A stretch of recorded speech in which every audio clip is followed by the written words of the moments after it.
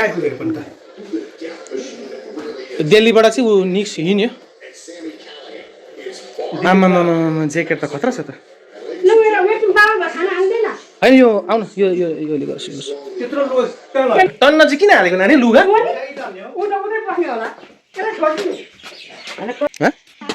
यो राख त यहाँ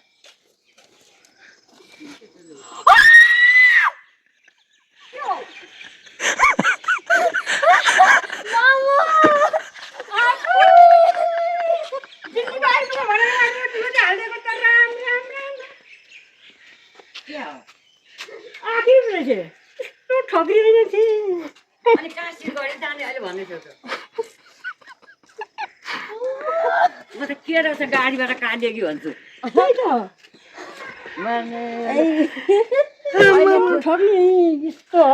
कुरा गर्दा भोलि ओर्लिने कता के भयो नि लुगा पुका पोको पारेर बाँडामा छु भन्नु म ज्वाइँले अघि